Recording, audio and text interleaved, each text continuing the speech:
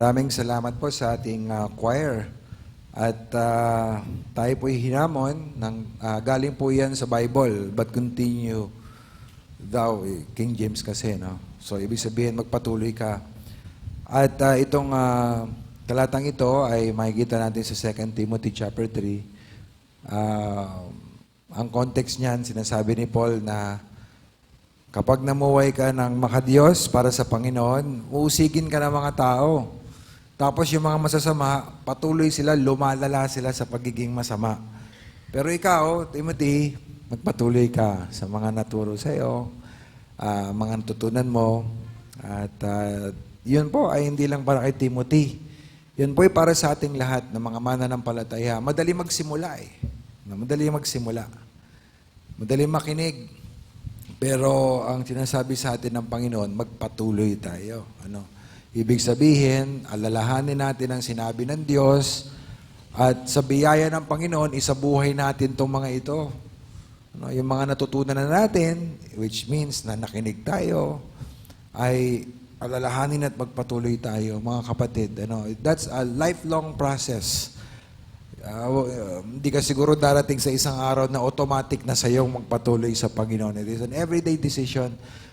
Araw-araw natin pipiliin ang Panginoon. Araw-araw natin pipiliin na sumunod sa kalooban ng Panginoon sa buhay natin. Kaya ang hamon sa atin ng choir, hamon din nila sa sarili nila yon, sa atin lahat, na galing sa Bible, magpatuloy tayo. Kahit anong mangyari, sumasama ang panahon, may pag-uusig, but continue daw. Magpatuloy lang tayo sa Panginoon, mga kapatid, kahit ano ang mangyari. So, yun na lang kaya preach natin, 2 Timothy chapter 3 yun eh. At yun din ang context ng all scripture is given by inspiration. Patuloy ka, sumasama ang mundo, magpatuloy ka. Ba't kailangan mo ng God's word? Kasi yun ang gagamitin ng Panginoon to save people at to build up people. That's one way we continue through the word of God. Okay. Sige, tayo po'y magsimula na po sa ating message. But I just want to give special appreciation din. Yung mga choir members natin, double duty yan. Karamihan dyan, yung iba dyan, pagkatas mag-practice, naglilinis pa po sila. So, salamat po sa inyo na mga nag-stay, naglilinis, na dahil sa inyo, hindi na namin problemahin, pasok na kami sa church, that we enjoy ang facilities na malinis at hindi naman nakikita lang mga members yung ginagawa ninyo, pero ang Panginoon nakikita po yan. At walang maliit o malaki sa gawain ng Panginoon, basta gawain ng Panginoon. So we just want to appreciate everyone na naglilinis sa church. Kilala nyo na kung sino kayo, Kung sino yung may mga dumi-dumi sa mukha, yun. Salamat po sa inyo. Praise the Lord sa mga kapatid na nagvo-volunteer na maglinis ng church. Basahin po natin ang John 15, 18 to 25. Nasa last installment na tayo, utang ko sa inyo of our review. Preparing pa po tayo para sa John 17. Which I think it's the climax ng preparation ng Panginoon sa disciples. Pinag-pray niya yung mga disciples. So, let's all stand. Basahin natin John 15, 18 to 25. At tuwing ka makalawa, pakisamahan po ako. Tayo po ay nagbasa ng God's Word. Ang context nito, ilang minuto or oras na lamang ay darating na si Judas kasama ang mga dadakip sa Panginoon. Kanya, si Jesus Christ, inihanda po niya ang mga disciples sa sitwasyon na masasyak talaga sila. At sitwasyon na bagamat mabuhay ang Panginoon, iiwanan sila rito para pagpatuloy ang gawa ng Panginoon. So, ganun. Piniprepare sila ng Panginoon. Okay, sige, tignan po natin ang isa sa mahalagang aspeto ng preparation ng Panginoon sa kanila. Okay, simulan ko na po. Verse 18, last verse natin, 25. Sabi ni Jesus Christ, kung kayo'y kinapootan ng sanlibutan, ay alamin ninyo na ako muna ang kinapootan nito bago kayo. Kung kayo'y taga-sanlibutan, iibigin kayo ng sanlibutan na parang sa Kanya. Ngunit dahil kayo'y hindi taga-sanlibutan, hindi kayo'y pinili ko mula sa sanlibutan, kaya napopoot sa inyo ang sanlibutan. Lalahanin ninyo ang salitang sinabi ko sa inyo, ang alipin ay hindi higit na dakila kaysa Kanyang Panginoon. Kung kayo'y kanilang inusig, kung ako'y kanilang inusig, kayo man ay kanilang usigin din. Kung tinupad nila ang aking salita, ang inyo man ay tutuparin din nila. Subalit ang lahat ng mga bagay na ito ay gagawin nila sa inyo dahil sa aking pangalan, sapagkat hindi nila nakikilala ang nagsugo sa akin. Kung hindi ako dumating at nagsalita sa kanila, ay hindi sana sila nagkasala. Subalit ngayon wala na silang may dadahilan sa kanilang kasalanan.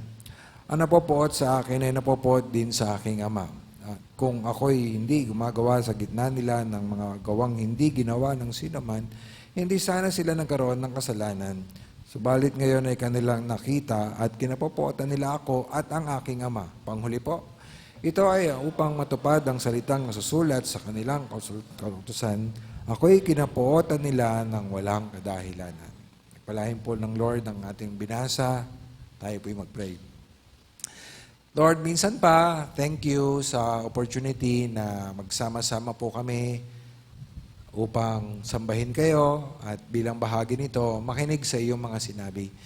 At nananalangin kami na maging ang bagay na ito, mabigyan namin kayo ng kaluguran na ang aming puso ay patuloy pa rin sumasamba sa iyo, nagsasabing mahalaga ka at pinapakita ito sa maingat na pakikinig, pagsubaybay at naisin na sundin ang iyong kalooban. Tulungan mo po ako, Panginoon. Kaming lahat ay baguhin mo. Pamagitan ng iyong salita, encourage us, Panginoon, as we live sa mundo na ito na puno ng kasalanan at discouragement. Ito po aming panalangin in Jesus' name. Amen. Puna po tayo. Bagi po ng tungkulin ng isang pastor ay tinatawag na magbigay ng payo, counsel.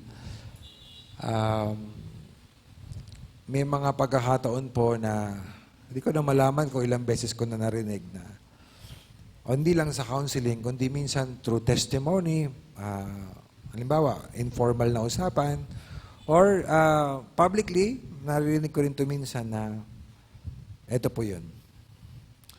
Kung sakaling mangyari itong bagay na ito,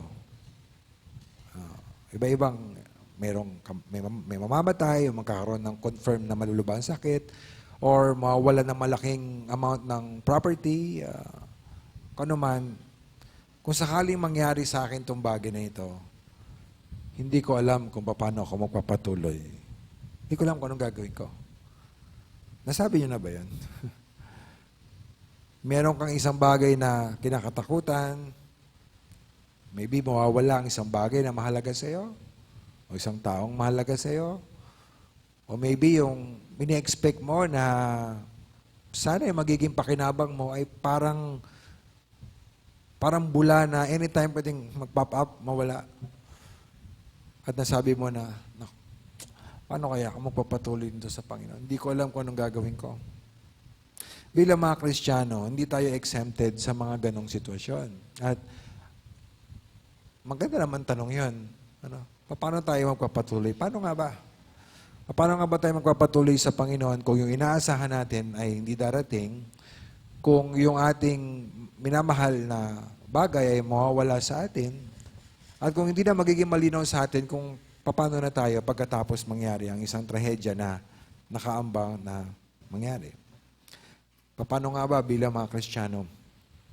Ang ating tendency, kapag tayo po ay nakaka-experience ng kabiguan o ng mga bagay na krisis sa buhay, nagbibigay ng matinding kalungkutan sa atin, meron palaging tukso na huwag na maging mabunga para sa Panginoon. Ayoko na. Or iba naman tukso talaga tumalikod sa Panginoon na talaga titigil na, no? So, what do we need? Sa mundo na to na napakadaming discouragement. Hindi ko sinasabi na walang mga bagay na masaya, pero kasama ng mga bagay na masaya, Andun yung mga nakapanlulumong sitwasyon, di ba? Nakaka-discourage talaga na sitwasyon. At bilang mga Kristiyano, gusto mong mamuhay sa Panginoon, pero punong-puno ng kasalanan sa paligid natin, nakaka-frustrate. At minsan, nakakapag-participate pa din tayo sa mga kasalanan ngayon. Huwag tayo ma-discourage. Yan ang sitwasyon ng mga disciples noon. Nalaman nila na iiwan sila ng kanilang pinaglagakan, ng kanilang pag-asa.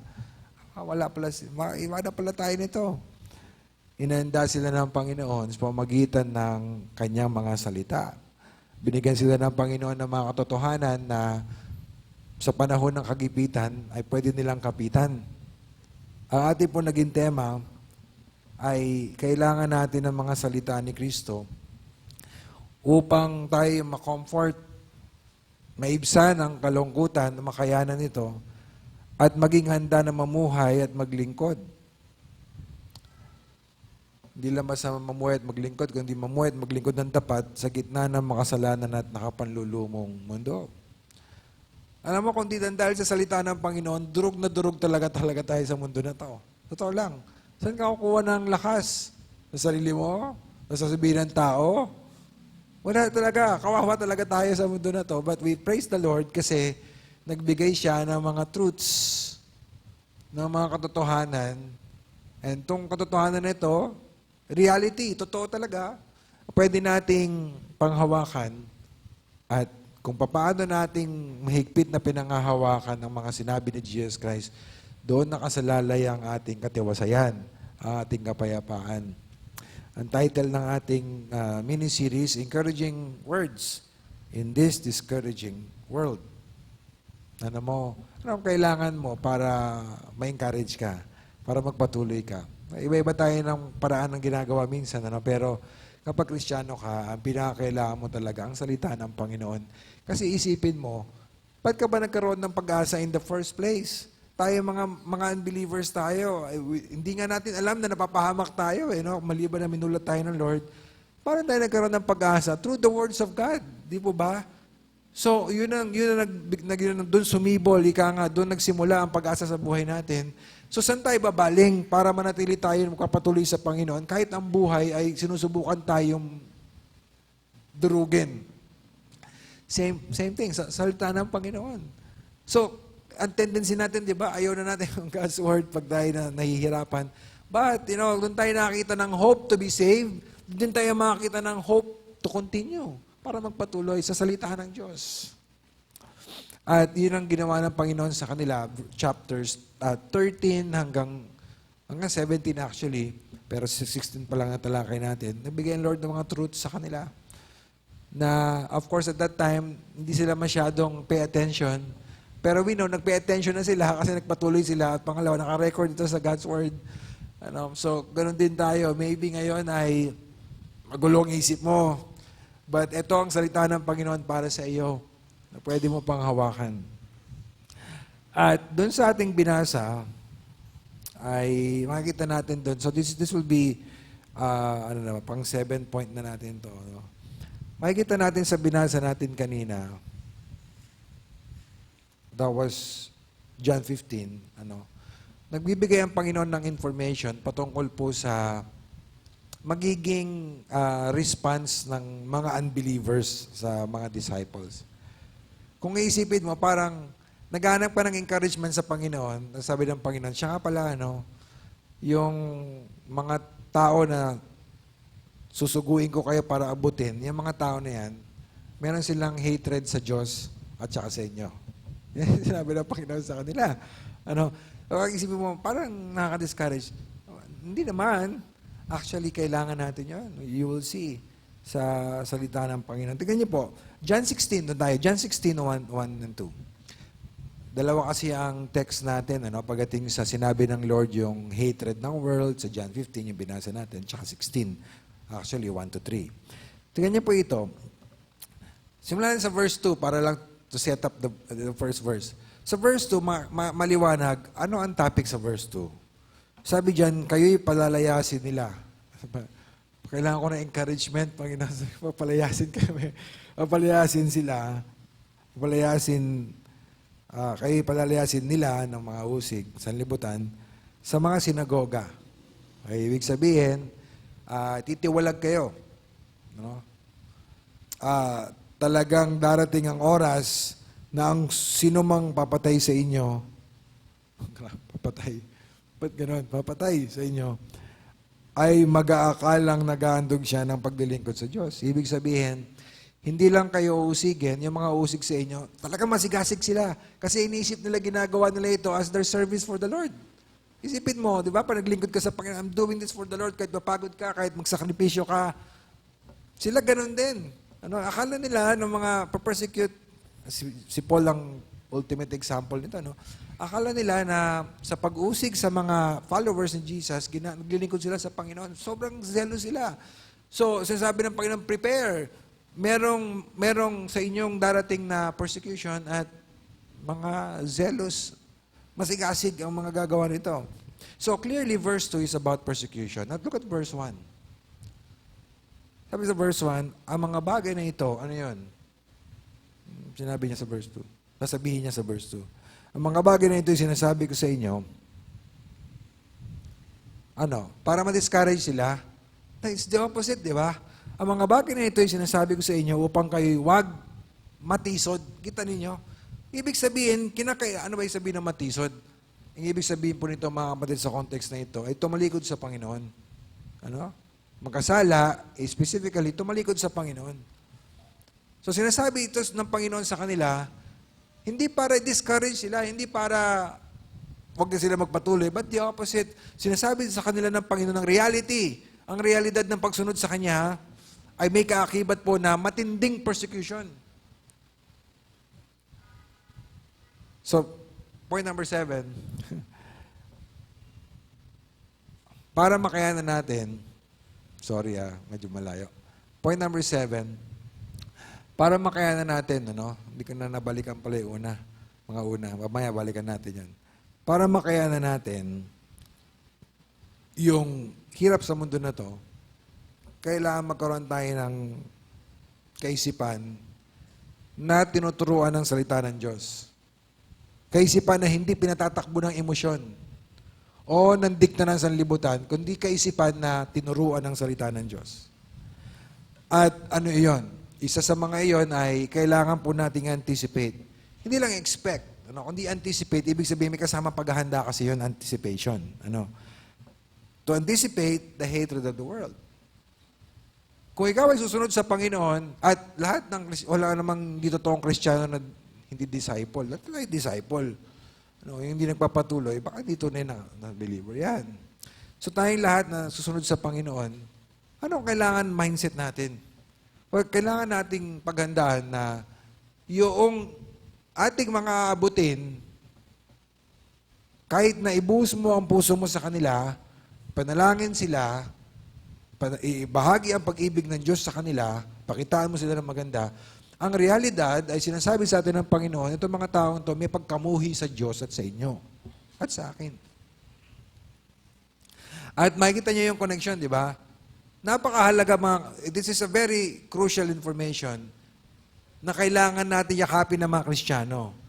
Na kapag hindi natin ginawa, matitisod tayo. Sinabi ng Panginoon, sinabi ko sa inyo to para huwag kayong matisod. Ibig sabihin, kung ipagsasawalang halaga natin to, kung atin pong hindi intindihin to mga sinabi ng Panginoon, matitisod tayo. Malalayo po tayo sa Panginoon. Kung magkakaroon tayo ng idea ng Christianity ay masaya lagi. Walang problema. Yung mga nangangaral na yun, mga kapatid, mga sinungaling talaga yun. Masayang maging Christian, pero hindi ibig sabihin, walang problema sa pagiging Kristiyano. Wala ka na mai-encounter na bigat, na exempted ka sa mga kalumbayan ng mga hindi mananampalataya. Darating po talaga yun, mga kapatid. At we need to expect, kailangan i-combat natin, yung isip natin, nakaprogram tayo na kapag sumunod ako sa Panginoon, talagang mararanasan ko ang hatred ng world sa Diyos at sa akin, at sa Diyos na aking pinaglilingkuran. Kasi kung hindi ganyan tayo mag-isip, kung akala natin ang Christian life, laro-laro lang tayo, talagang darating ang panahon, mawawala ka sa Panginoon. At talikod ko sa Panginoon. Why? Sinabi ito ng Panginoon para huwag tayong matisod, huwag tayong tumalikod sa Kanya. So failure to anticipate, pag bigo tayo anticipate itong mga bagay nito, paghandaan natin sa isip natin, ganito pala ang Christian life, maaari tayo mawala sa Panginoon. Di ba? Bakit yung iba sobrang nadi-discourage? Kasi ang isip nila ng Christian life, iba sa sinasabi ng Bible. Akala nila, yayaman ka, wala masamang yumaman. Minsan talaga may yumayaman na mananampalataya. Si Abraham, mayaman yun. Pero yun ay mananampalataya. Si Job, mananampalataya, mayaman. Pero hindi, dahil sumunod ka sa Panginoon, ay pinangako din niya na lahat tayo magiging milyonaryo dito. Sana merong ilan dyan. Pero, kung ang isip mo ganon, kung isip mo pag Christian ka, nag-pray ka ng healing, lagi kang gagaling, madi-discourage ka. Di ba? Kasi may mga Kristiyano na mamatay sa sakit. Ano ba ito? Mga ito pinabayaan ng Diyos? Teka. Oo, huwag kang kumuha ng theology sa emotion mo. Huwag kang kumuha ng mga bagay patungkol sa Diyos sa sinasabi ng tao. Tignan mo yung sinasabi ng Bible.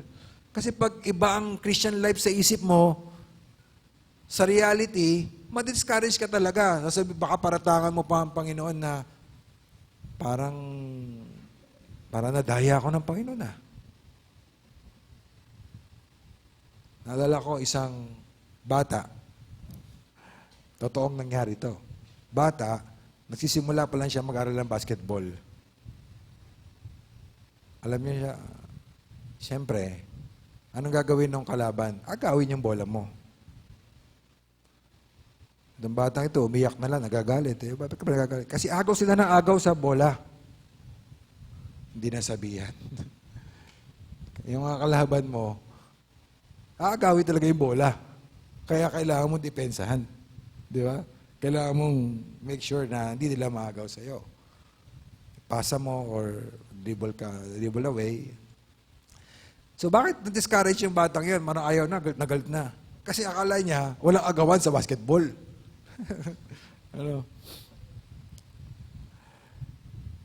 Magkaroon tayo ng tamang view patungkol sa Christian life. Anticipate, part of that will be, asahan natin, yung hatred ng world, which means persecution. Now, pag sinabi na, siya pala, yung hatred ng world ay, tingnan niyo po si John 15:20. Kasi, pinaliwanag ng Panginoon kung ano ang ibig sabihin nito. Sabi diyan, alalahanin ninyo ang salitang sinabi ko sa inyo, ang alipin ay hindi higit na dakila kaysa sa kanyang Panginoon. Earlier, sinabi niya, kung dahil kinamumuhian nila ako, kayo din. Pero ngayon, sinabi niya, kung ako'y kanilang inuusig, so the hatred, pinalitan ng inuusig, kayo man ay kanilang uusigin din. So, ine-express ng world yung pagkamuhi, matinding galit sa Diyos at sa atin. Paano? Persecution. Persecution. Hinahadlangan niya ang ating paglilingkod sa Panginoon. Hinahadlangan niya ang ating pagkapatotoo, pagkapatuloy sa gawa ni Jesus Christ. Yun ang gagawin ng mga believers. So that's persecution.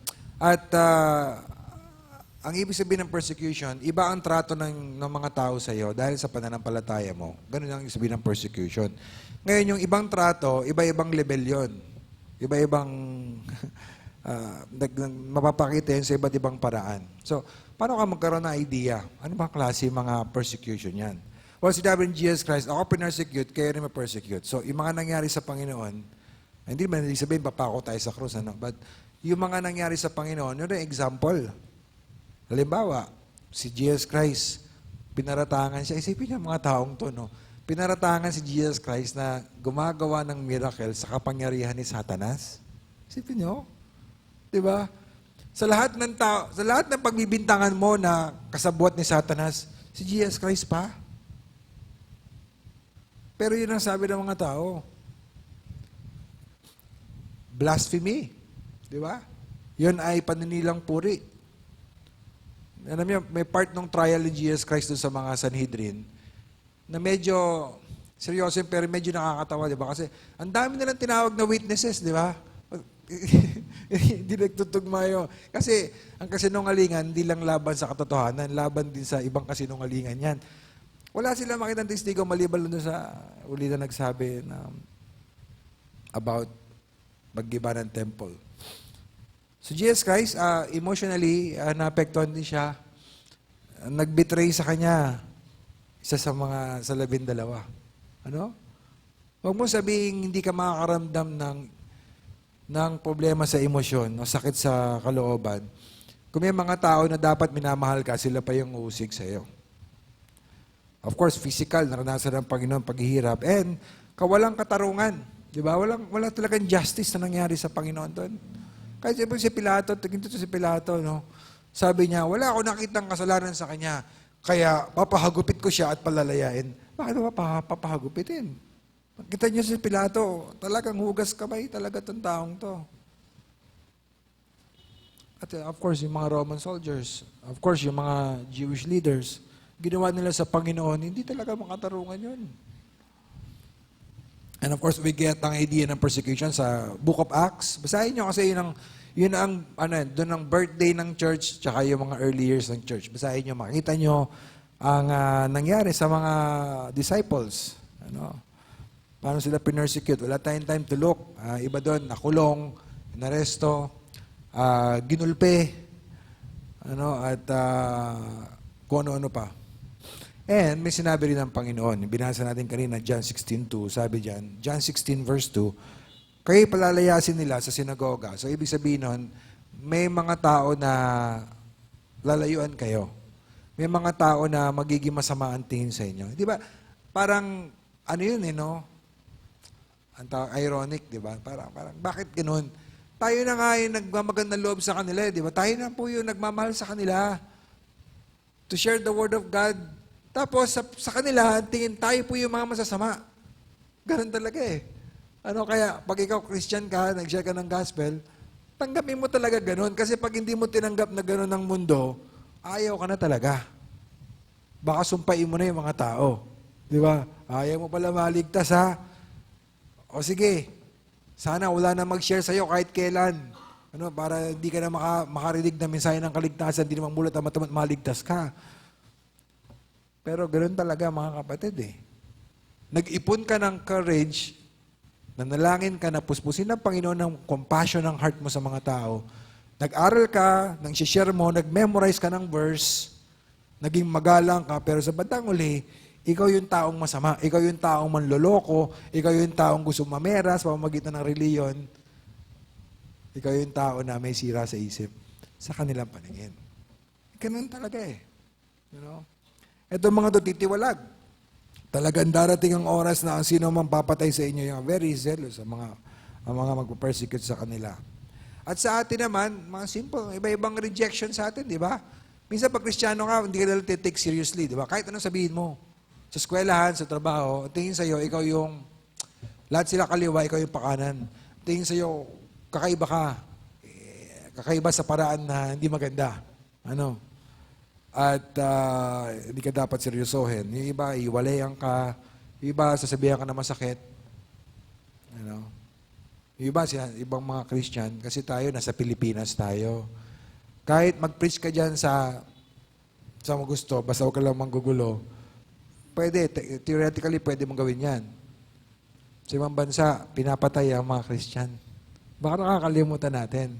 Kasi tayo napakalaya dito na maraming churches, maraming mga believers ang pinapersecute, sinasaktan, pinapatay sa iba't ibang lugar sa mundo. Alam nyo, isa sa mga pinahiwatig din ng Panginoon sa kanyang mga teachings, ang persecution pwede manggaling sa mga tao na kamag-anak natin. Di ba? Ako, may alam ako iba sa inyo, kamag-anak ninyo, ang number 1 na nagpe-persecute sa inyo. Kasama talaga yun. Kaya tayo Kristiyano, huwag tayo papanghinaan doon. Kasi Christian ka, sabi ng Panginoon, may hatred ang world sa Kanya at sa mga believers na magpapatuloy ng gawain ng Panginoon. Talagang ganun. Hindi ko sinasabi na huwag ka masaktan kasi bagay naman talaga yun. Sinasabi ko, huwag ka tumalikod sa Panginoon kasi sinabi na ng Panginoon na mangyayari ang mga bagay niyan. Kasama talaga sa pagiging witness ang persecution. Pero, ano man ang sapitin mo, huwag mo isipin na pinabayaan ka ng Diyos. Kasi sinabi ni Jesus Christ, tingnan niyo po, chapter 15, verse 18 ng John. John 15:18, sinabi ni Jesus Christ, kung kayo kinapupuotan ng sanlibutan, ay alamin ninyo na ako muna ang kinapupuotan nito bago kayo. So, wag mong isipin na nilagay ka ng Panginoon sa alanganin para pabayaan ka ng Panginoon na para danasin mo ang hirap na siya hindi naman niya natikman. Totoo niyan, kahit anong maranasan mo dito, hindi mo man lang mahihigitan, mapapantayan yung ginawa ni Jesus Christ. Kasi kahit paggawin sa lahat ng ginawa sa Kanya, hindi mo pa rin mapapantayan yun kasi siya'y Diyos, ikay tao. Ang taas ng pinanggalingan niya. Kapantay ng Ama. So, hindi ba nakaka-encourage yun na wala kang pagdaraanan na hindi pinagdaanan ni Jesus Christ? Wala kang hirap, walang panlalait, walang pagpapahirap na pwede mong maranasan sa mundo na to na hindi pwede sabihin ni Kristo na, anak, naranasan ko yan.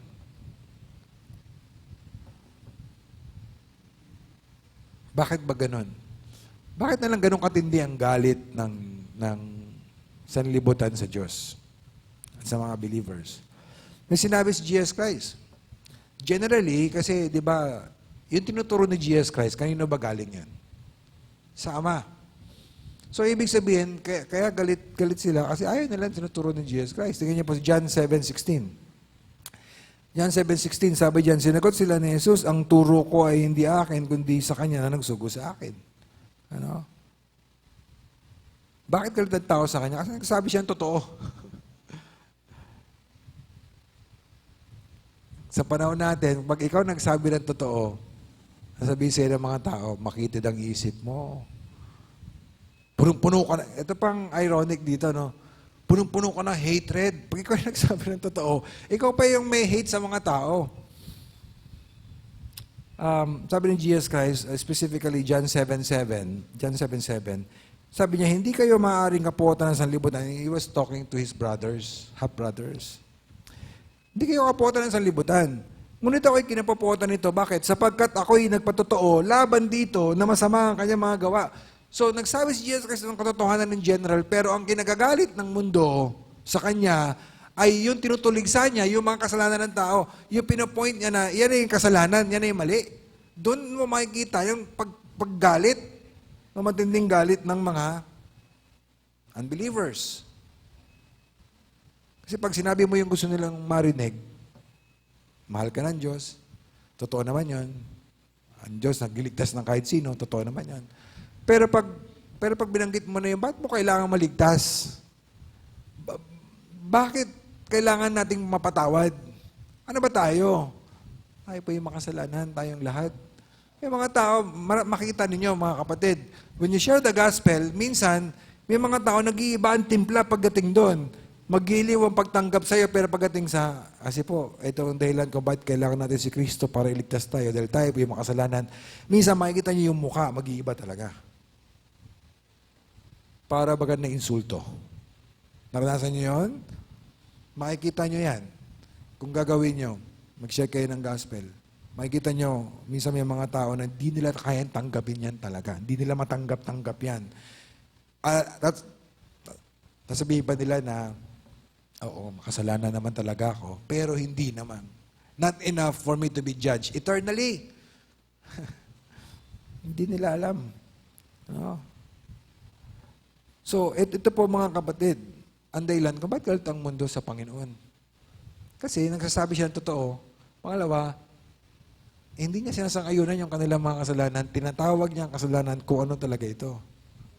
Alam niyo ba na yan din ang panawagan ng Diyos sa atin? Pagpatuloy ang gawa ni Jesus Christ. Kaya paano ka magiging tapat na hindi ka uusigin? Kung si Jesus Christ ay naging tapat at inusik. Kahit nang tayo mga mananampalataya, mas mahalaga sa atin mga kapatid na magustuhan tayo ng lahat ng tao, hindi tayo talaga magiging tapat sa Panginoon kasi hindi tayo tinawag ng Diyos para magustuhan ng mga tao. Tinawag tayo ng Panginoon para maglingkod sa Kanya, sabihin yung mensahe niya. Mga kapatid, huwag niyong pangarapin ang palakpak ng tao. Ang tawag dyan, fear of man. Ang sabi ng Bible sa Proverbs, ang fear of man isang patibong. Pag napatibong ka, hindi ka na makagalaw. Ano, bakit? May mga Kristiyano, hindi magawa ang tama kasi takot sa tao kaysa takot sa Panginoon. But Jesus Christ, naranasan niya yung buong hatred ng mundo, pinatay siya eh. Pinatay ang Panginoon ng mga unbelievers. Grabe yung nangyari sa kanya. Habang pinapasan niya, ang mga kasalanan nila, nakasama rin doon ang pagpatay sa kanya.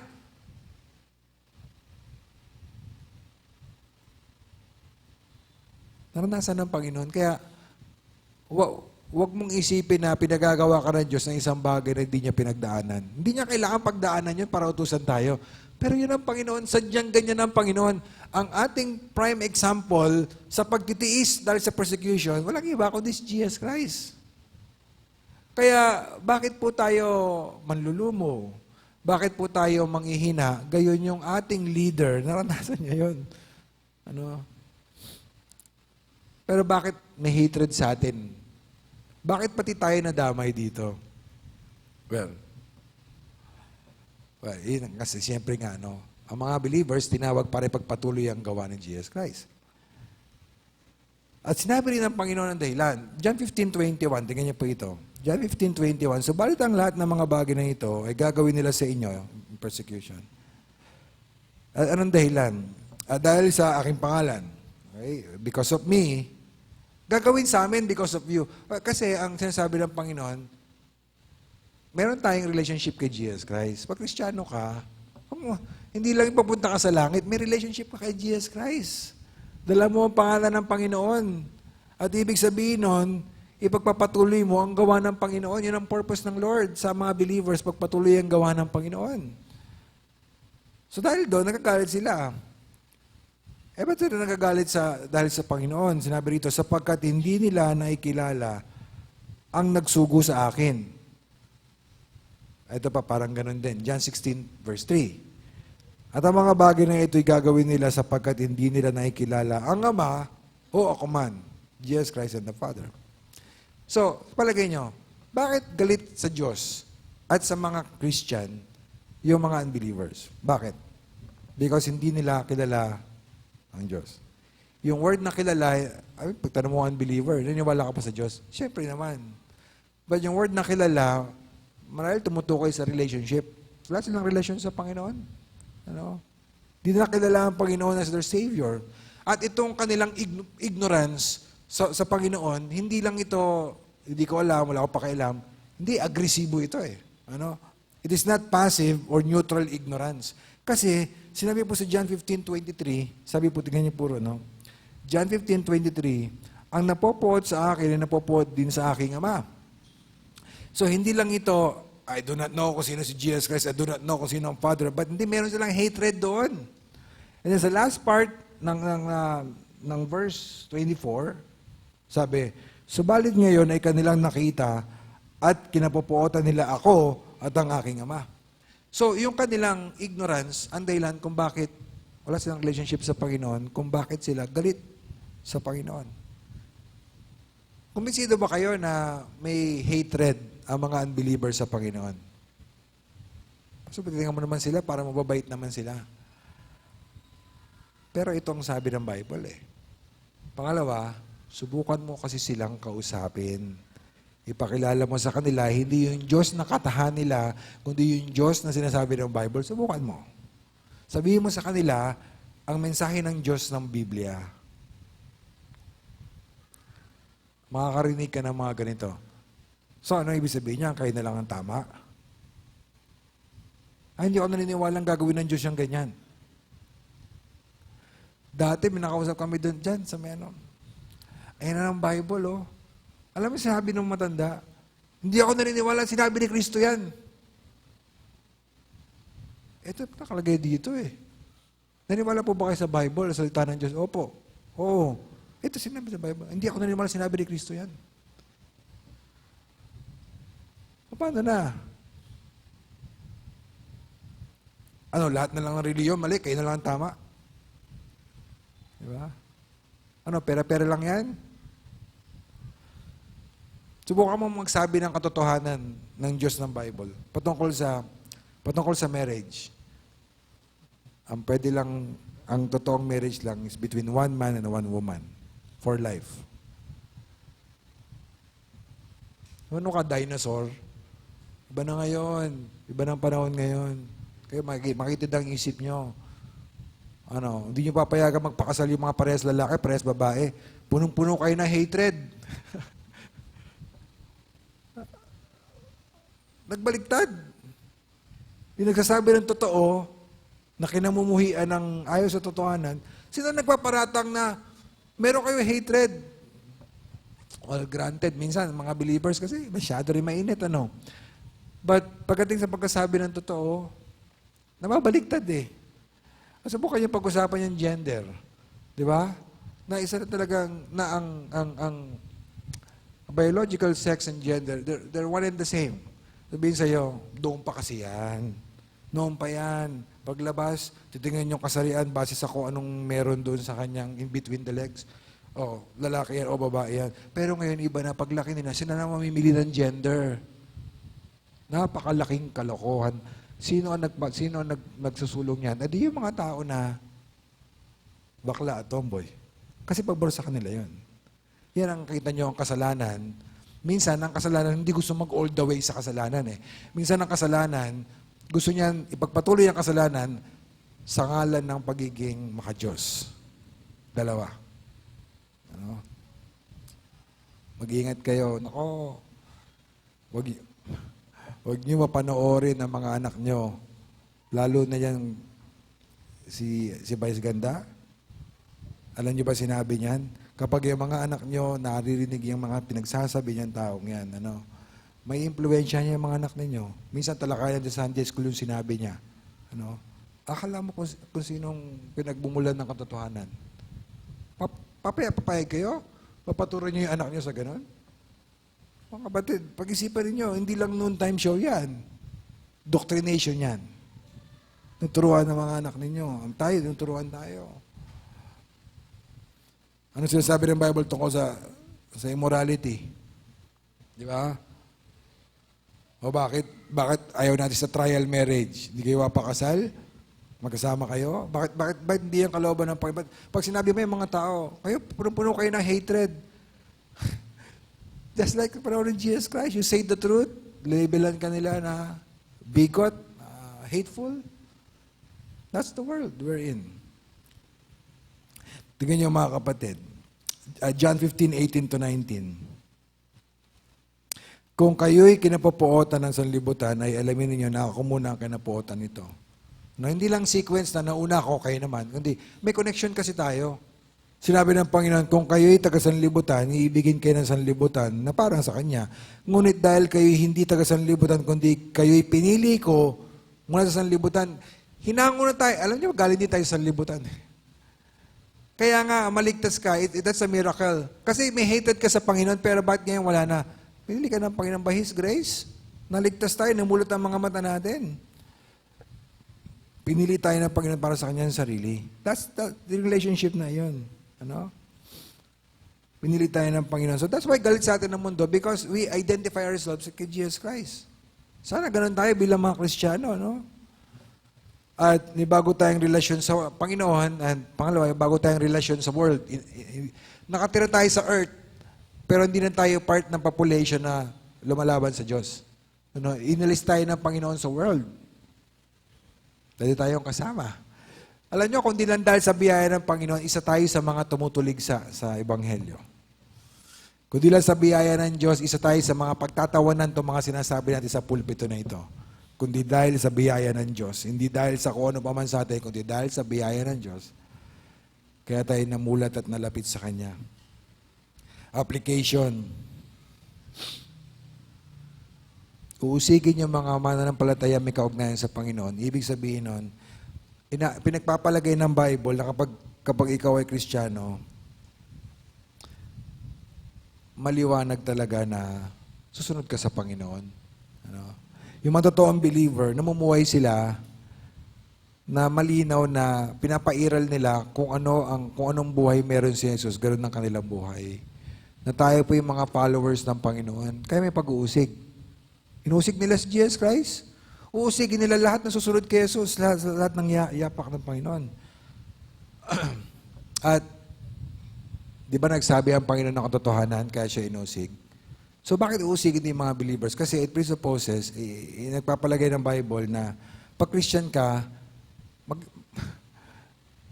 magkasabi ka rin ng totoo. Pag Christian ka, paproclaim mo rin ng message of salvation, kagaya ni Jesus Christ.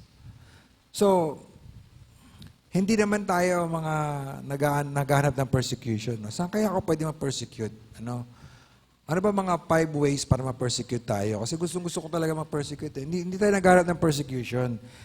Kaya lang, baka isipin natin na baka minsan, kaya wala naman persecution, kasi wala ka rin naman sinasabi tungkol kay Jesus Christ. Kasi hindi ka rin naman namumuhay kagaya ng buhay ng Panginoon. O ako, hindi namumuhay kagaya ng buhay ng Panginoon. Pero kung siseryosohin mo talaga yung context ng inawit ng choir kanina, they that will live godly in Christ Jesus shall suffer persecution. Hindi sinabi na may suffer persecution. Baka mag-persecute sila. Hindi. Kung susunod tayo sa Panginoon sa sinasabi niya, kung sabihin natin yung mga sinabi niya, mamumuhay tayo kagaya niya, hindi talaga maiwasan. So you think about your life. Kasi bakit ka pa persecute ng world kung sa paningin nila, kasama mo naman sila. Kasama ka naman nila. So anticipate the hatred and the rejection of unbelievers. Huwag ka ma-discourage sa soul winning, ganun talaga yun. Sa basketball, nagawa ka ng bola, ganun talaga yun. Mag-share ka ng gospel, may mga tao hindi matutuwa, ganun talaga yun. Prepare your heart. Huwag ka ma-discourage na mamuhay sa Panginoon. Pastor, ako yung standard ng Panginoon ginagawa ko pagdating sa ibang mga bagay. Sa trabaho, gusto kong maging honest, gusto kong maging maaga, gusto kong maging masipag. Pero pastor, huwag ka ma-discourage, ganun talaga yon. Sinabi na ng Panginoon ang mga bagay na ito upang huwag tayong matisod. So, hindi pinaramis ng Panginoon na aalisin niya itong mga challenges na ito eh. Habang nasa makasalanan tayo, discouraging the world. Pero alam niyo po mga kapatid, hindi man baguhin ni Kristo ang ating mga sitwasyon. Meron siyang sinabi, panghuli na point na natin to sa series, may sinabi ang Panginoon na kahit anong sapitin mo, mahirap, masaya, malungkot, mabigat, magaan, kahit anong sapitin mo, meron siyang bibigay sa iyo. Alam mo kung ano yung binibigay ng Panginoon sa iyo? Kapayapaan. Kapayapaan. Tingnan niyo po, dalawang key passages dito. John 14:27. Tignan natin. John 14:27. Kapayapaan ang iniiwan ko sa inyo. Ang aking kapayapaan ay ibinibigay ko sa inyo. Hindi lang ba sa to, peace, but my peace. Ibinibigay ko sa inyo. Di gaya ng ibinibigay ng sanlibutan, may peki palang peace. Ang ibinibigay ko sa inyo, dahil may peace, huwag babagabagagin yung puso o matakot man. John 16:33. Ang mga bagay na ito, yung sinabi ko, okay, this is one of the last verses, if not the last, ng chapter 13 to 16. Ang mga bagay na ito, yung sinabi ko sa inyo, mga bagay na binanggit niya simula pa dyan, 13. Upang sa akin ay magkaroon kayo ng kapayapaan. Sa sanlibutan ay nahaharap kayo sa pag-uusig. In the world, you will have tribulation, but in me, you will have peace. Ngunit, lakasan ninyo ang inyong loob, dinaig ko na ang sanlibutan. Ano ang isa sa mga encouraging words sa discouraging world? By way of command, claim the peace, ang kinin ng kapayapaan na palaging ibinibigay ni Kristo.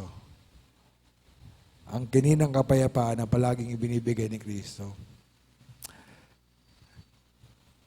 Nakita niyo ba? Kanino galing to? Galing kay Jesus Christ. The Prince of Peace. Nagbibigay ng peace. At para mas ma-appreciate natin ang peace na kanyang binibigay, kinumpara niya ito sa counterfeit, sa knock-off, sa peke na kapayapaan na ino-offer ng world. Sinabi ni Jesus Christ, hindi gaya, 14:27, hindi gaya ng ibinibigay ng sanlibutan, yung ibinibigay ko. Kasi, ba't ka sa sanlibutan kukuha ng peace? Ang makukuha mo sa sanlibutan, tribulation. Sinabi ni Jesus Christ, in the world, you will have tribulation. Pag Kristiyano ka, hindi mo mahanap ang rest and peace sa sanlibutan. Huwag mong hanapin sa sanlibutan. Balisa ka, tapos ayaw mo nang lumapit sa Panginoon, saan ka pupunta? Saan mo hanapin yung peace, di ba? Sa Panginoon mo lang makita yan eh. O siguro mabigyan ka ng konting relief, mamasyal ka, kumain ka ng favorite mong pagkain, mag-dessert ka ng 2 beses. O pagkatapos noon, ano na? Wala pa rin. Pwede ka makipag-usap sa mga kabarkada mo, kaibigan mo. Alam mo, walang pwedeng pumayapa sa puso mo kundi ang Panginoon. Sa Kanya mo lang makita talaga yan. Huwag mong hanapin sa world ang hindi nito kayang ibigay at hindi niya ibibigay sa'yo. Kaya pag nalilito ka sa buhay, huwag kang tumalikod sa Panginoon kasi siya lang ang source ng peace. Huwag tumalikod sa Kanya. In the world, you'll have tribulation, but in me, you'll have peace.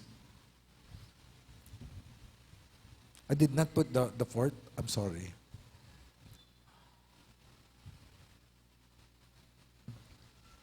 True peace comes from Christ. Pero paano? Paano niya binibigay yung peace na yan? Parang magic lang ba yun na i-upload niya sa puso mo? Ayan na ang peace. Ano ba ito? There's a process eh. Sabi ng Panginoon, John 16:33, ang mga bagay na ito ay sinabi ko sa inyo upang sa akin ay magkaroon kayo ng kapayapaan. Okay, you find peace in me. Pero, through His words. Di ba? Ang mga bagay na ito, sinasabi ko sa inyo para makakuha kayo ng peace sa akin. Okay? So, ibig sabihin, precisely kaya nga niya binigay itong mga katotohanan na tinalakay natin for the last 3 weeks para magkaroon tayo ng peace. Binibigyan ni Jesus Christ, eto na, binibigyan ni Jesus Christ ang kapayapaan habang tayo nagkitiwala sa Kanyang mga salita. Doon tayo nagiging tiwasay.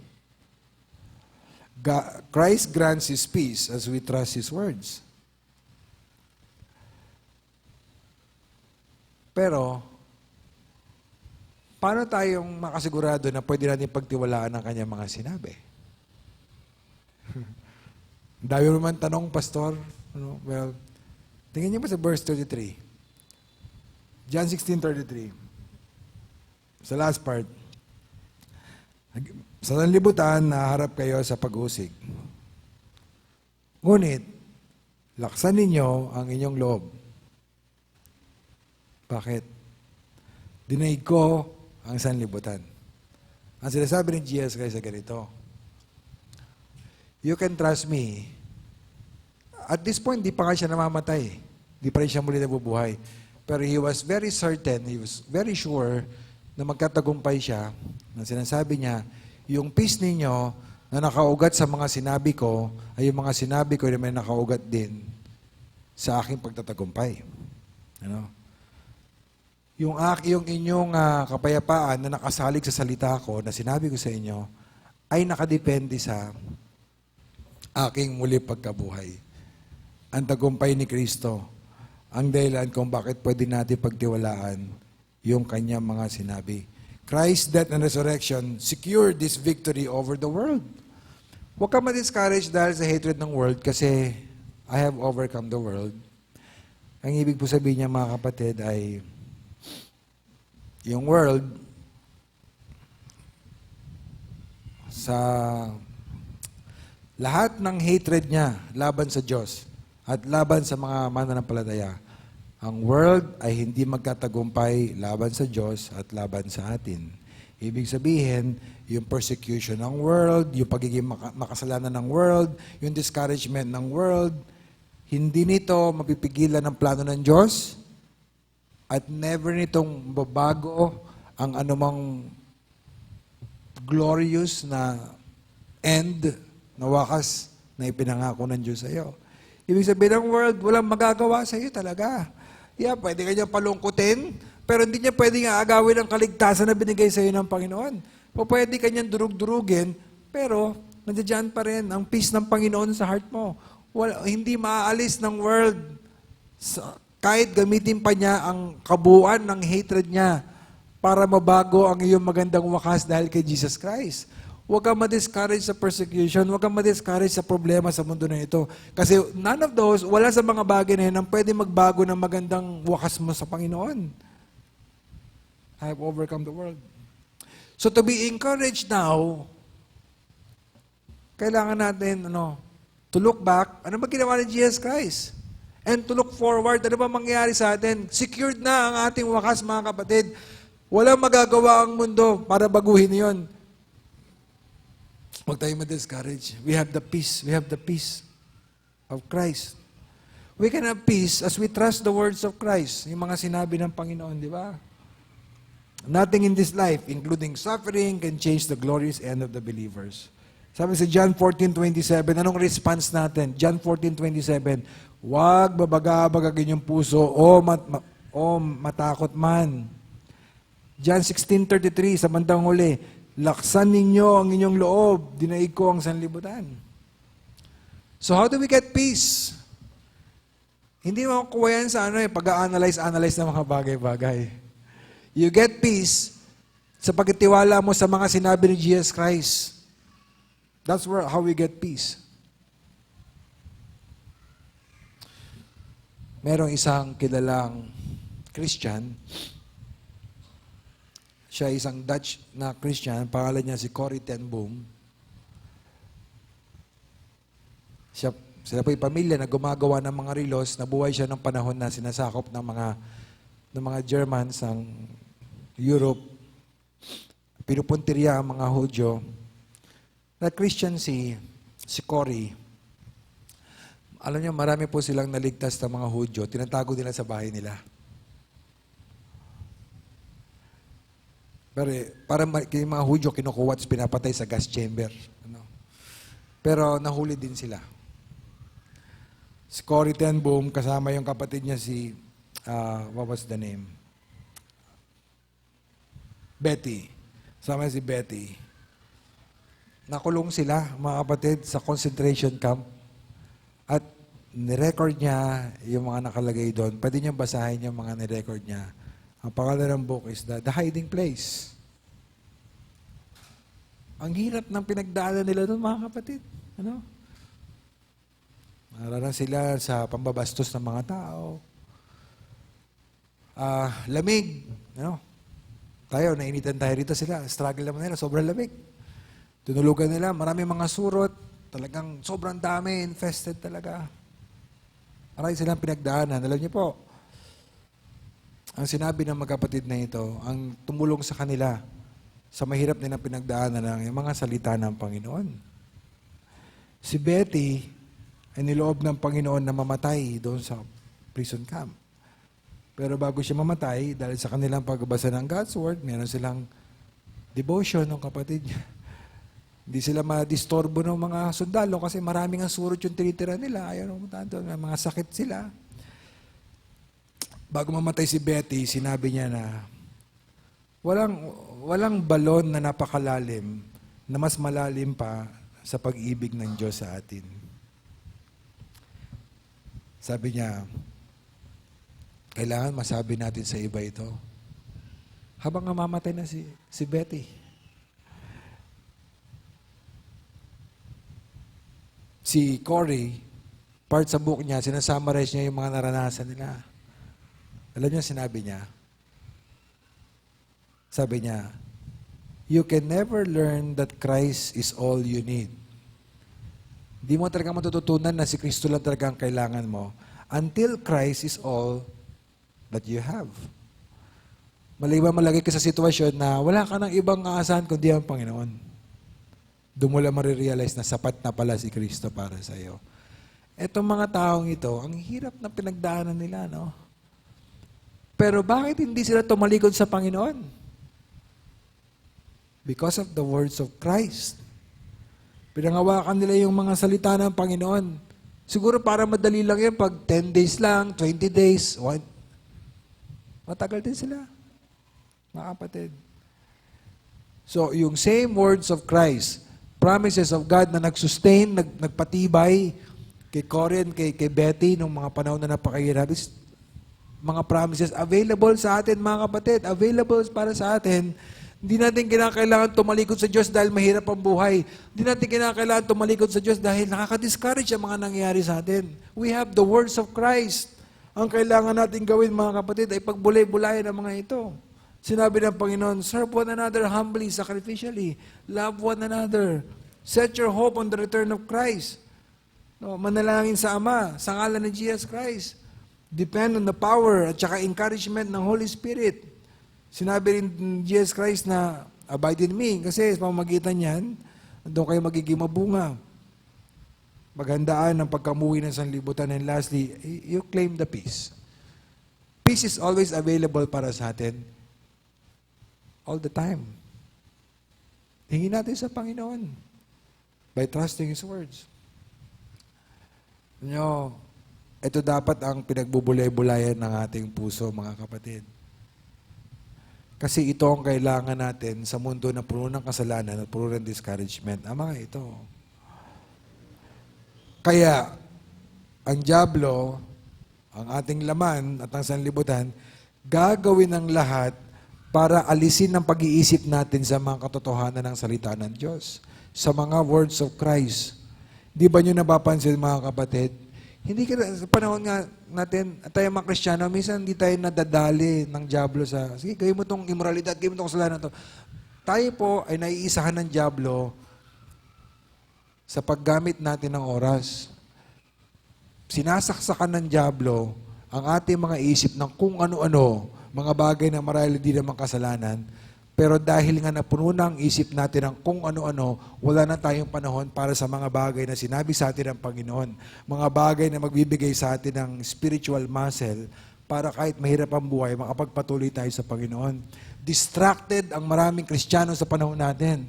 Ang kinakatakot ko, mga kapatid, maling paggamit natin ng social media, maling paggamit natin ng entertainment, ng cellphone. Bakit hindi na words of Christ ang nasa isip natin? Kasi words of man. Entertainment.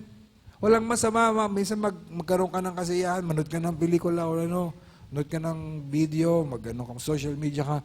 Pero ang sinasabi natin, ano ba naman naisip mo? Ang Kristiyano na distracted ang isip, madaling lumuhod yan.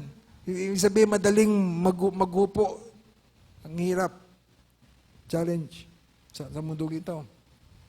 So let me encourage you, by way of closing this short series, mga kapatid, think on the words of Christ. Ito ang kailangan natin to survive, mga kapatid, and to serve the Lord faithfully. Kayo mga may trabaho, huwag kayo masyadong maging busy, wala kayong panahon sa salita ng Diyos. Kung wala kayong panahon sa salita ng Diyos, baguhin niyo ang schedule niyo, may problema talaga dyan. Hindi ka bigyan ng Diyos ng trabaho na hindi mo na siya bibigyan ng panahon.